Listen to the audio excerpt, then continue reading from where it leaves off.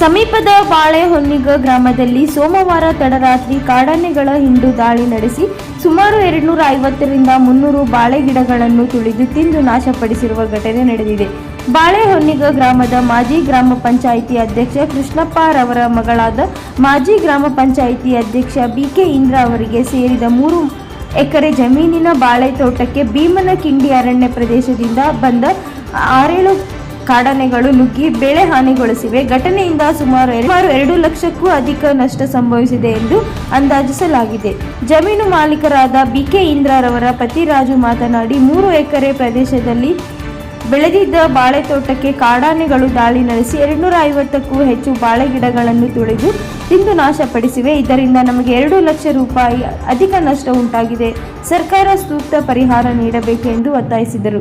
ಘಟನೆಯ ಮಾಹಿತಿ ತಿಳಿದ ಕೂಡಲೇ ರಾಮನಗರ ಜಿಲ್ಲೆಯ ಚನ್ನಪಟ್ಟಣ ಹಾಗೂ ಕನಕಪುರ ವಿಭಾಗದ ಅರಣ್ಯ ಇಲಾಖೆ ಅಧಿಕಾರಿಗಳಾದ ಎಸ್ಎಫ್ ವಲಯ ಅರಣ್ಯ ಅಧಿಕಾರಿಗಳು ಹಾಗೂ ಸಿಬ್ಬಂದಿ ಸ್ಥಳಕ್ಕೆ ಭೇಟಿ ನೀಡಿ ಕಾರ್ಯಾಚರಣೆ ನಡೆಸಿದರು.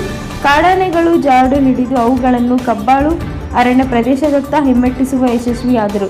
ಪಟಾಕಿ ಸಿಡಿಸಿ ರಾತ್ರಿ ಇಡೀ ಕಾರ್ಯಾಚರಣೆ ನಡೆಸಿದ ಪರಿಣಾಮ ಯಾವುದೇ ಪ್ರಾಣಾಪಾಯವಿಲ್ಲ ಸಂಭವಿಸಿಲ್ಲ. ಆದರೆ ಕಾಡಾನೆ ದಾಳಿಗೆ ಕುರಿತು ಮಾಹಿತಿ ಇದ್ದರೂ ಹಲಗೂರು ವನ್ಯಜೀವಿ ವಲಯದ ಸಿಬ್ಬಂದಿ ರಾತ್ರಿ ವೇಳೆ ಸ್ಥಳಕ್ಕೆ ಭೇಟಿ ನೀಡದೆ ಮಂಗಳವಾರ ಬೆಳಗ್ಗೆ ಪರಿಶೀಲನೆ ನಡೆಸುವುದಕ್ಕೆ ಅಸಮಾಧಾನ ವ್ಯಕ್ತಪಡಿಸಿದರು. ಬಾಳೆಹೊನ್ನಿಗ ಗ್ರಾಮ ಅರಣ್ಯದ ಅಂಚಿನಲ್ಲಿರುವುದರಿಂದ ಆನೆ, ಚಿರತೆ, ಕಾಡು ಹಂದಿ ಸೇರಿದಂತೆ ವಿವಿಧ ವನ್ಯಜೀವಿಗಳ ಹಾವಳಿ ನಿರಂತರವಾಗಿದೆ. ಈ ಸಂಬಂಧಿಸಿದಂತೆ ಪತ್ರಿಕೆಗಳಲ್ಲಿ ಹಲವು ಬಾರಿ ಸುದ್ದಿ ಪ್ರಕಟಿಸಿದರೂ ಯಾವುದೇ ಪ್ರಯೋಜನ ಆಗಿಲ್ಲ. ಇನ್ನು ಮುಂದಾದರೂ ಜಿಲ್ಲಾಡಳಿತ ಎಚ್ಚೆತ್ತುಕೊಳ್ಳಬೇಕಿದೆ ಹಾಗೂ ಮಳವಳ್ಳಿ ತಾಲೂಕಿನ ಬಹುತೇಕ ಅರಣ್ಯ ಪ್ರದೇಶಗಳಲ್ಲಿ ರೈಲ್ವೆ ಕಂಬಿ, ಬ್ಯಾರಿಕೇಡ್ ಹಾಗೂ ಸೋಲಾರ್ ಟ್ಯಾಂಕರ್ಸ್ ಅಳವಡಿಸಲಾಗಿದೆ. ಆದರೆ ಭೀಮನಕಿಂಡಿ ಹಾಗೂ ಕಬ್ಬಾಳು ಅರಣ್ಯ ಪ್ರದೇಶದಲ್ಲಿ ಈ ವ್ಯವಸ್ಥೆ ಇರುವುದರಿಂದ ಕಾಡಾನೆ ಹಾವಳಿ ಹೆಚ್ಚುತ್ತಿದೆ ಎಂದರು. ಈ ಭಾಗದಲ್ಲಿ ರೈಲ್ವೆ ಕಂಬಿ, ಬ್ಯಾರಿಕೇಡ್ ಹಾಗೂ ಸೋಲಾರ್ ಟೆಂಟಾಕಲ್ಸ್ ಅಳವಡಿಸಿ ಕಾಡಾನೆಗಳ ಹಾವಳಿಯನ್ನು ತಡೆಗಟ್ಟಬೇಕು. ಅಲ್ಲದೆ ಬೆಳೆ ಹಾನಿಗೆ ಸರ್ಕಾರ ಸೂಕ್ತ ಪರಿಹಾರ ನೀಡಬೇಕು ಎಂದು ಆಗ್ರಹಿಸಿದ್ದಾರೆ. ಮಂಡ್ಯ ಜಿಲ್ಲೆ ಮಳವಳ್ಳಿ ತಾಲೂಕು ಹಲಗೂರು ಹೋಬಳಿ ಬಾಳೆಹೊನ್ನಿಗ ಗ್ರಾಮದ ಡಿ.ವಿ. ಕೃಷ್ಣಪ್ಪ ಅವರ ಅಳಿಯನಾದ ರಾಜವರು ತಿಳಿಸೋದೇನೋ ಮನವಿ ಏನಂದರೆ, ಈ ಸರ್ವೆ ನಂಬರ್ 5ರಲ್ಲಿ ಸುಮಾರು ನಾನು ನೆಂಟಿಗೂ ಜಮೀನು 3 ಎಕರೆ ಜಮೀನಲ್ಲಿ 3,000 ಬಾಳೆ ನೆಟ್ಟಿದ್ದೆ. ನೈಟು ಏಕಾಏಕಿ ಸುಮಾರು ಒಂದು 7ರಿಂದ 10 ಆನೆ ಹಿಂಡು ಬಂದು ನನ್ನ ಬಾಳೆಯನ್ನು ಸರ್ವನಾಶ ಮಾಡಿ ಧ್ವಂಸಗೊಳಿಸಿದ್ದು.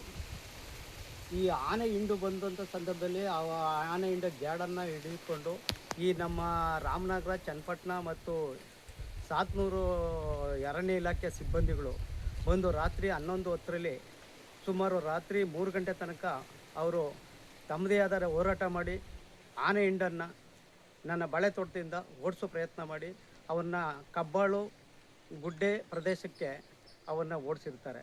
ಸುಮಾರು ನನ್ನ ಬಾಳೆ ಗಿಡದಲ್ಲಿ 300ರಿಂದ 400 ಗಿಡನ ನಾಶಪಡಿಸಿರ್ತಾರೆ.